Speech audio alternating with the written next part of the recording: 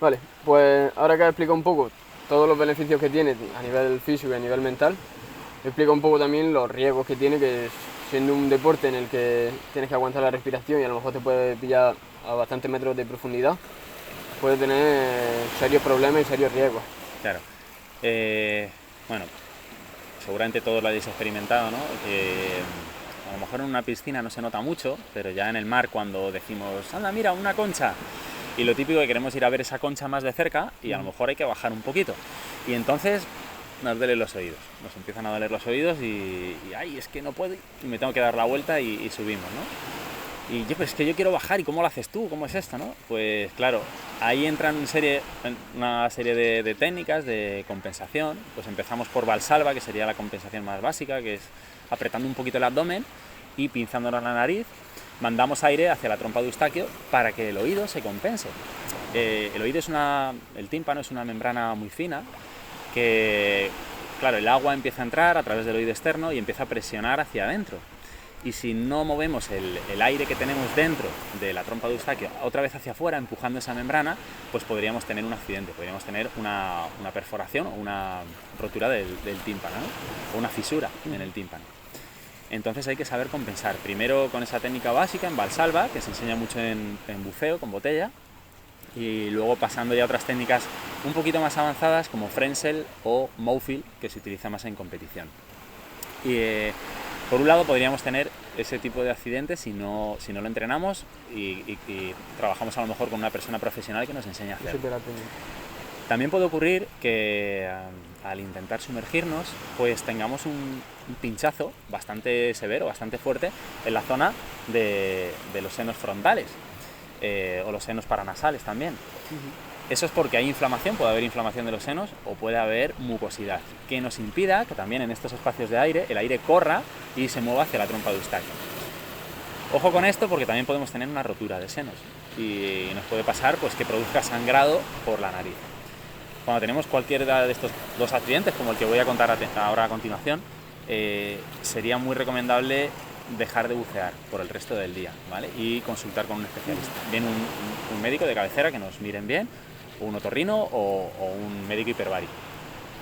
Y luego una de las lesiones que son un poquito más complejas son los barotraumas a nivel pulmonar o traqueal, ¿no? Que ahí sí puede ser un poco más severo y ahí normalmente ocurren cuando bajamos un poquito más profundo, aunque no tiene que ver esto, porque un barotrauma pulmonar te puede ocurrir a 5 metros, dependiendo de la tensión que tú tengas en el cuerpo, o te puede ocurrir gente que baja más de 100 metros y no le ocurre.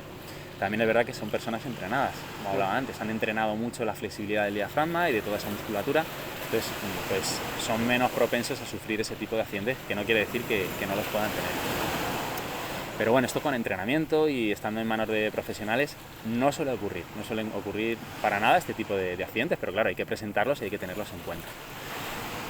Y luego, así a nivel fisiológico, también pueden ocurrir otra serie de accidentes practicando apnea, que pueden ser la pérdida de control motor, el síncope o las enfermedades descompresivas, ¿vale? ¿Qué quiere decir esto? Si me enrollo mucho me lo dices, porque esto es muy extenso y no quiero dar un curso ahora, pero está guay que la gente sepa un poco también. Sí, poner un poco en contexto el peligro, sobre todo, para que sepa diferenciarlo en caso de que le pase. Claro. Entonces, bueno, pues como te decía, pueden ocurrir distintas cosas que normalmente es por una falta de oxígeno, ¿no? Cuando tenemos una pérdida de control o samba, se llama samba, pues suele suceder en superficie. Y si vemos a una persona que sale en superficie después de practicar una apnea y hace movimientos raros con el cuerpo, como descoordinados, con las manos, con la cabeza, con los ojos. Como si fuese un poco borracho, ¿no? Sí, más o menos. Se llama samba porque son movimientos como muy parestésicos, ¿no? Me parece que está bailando.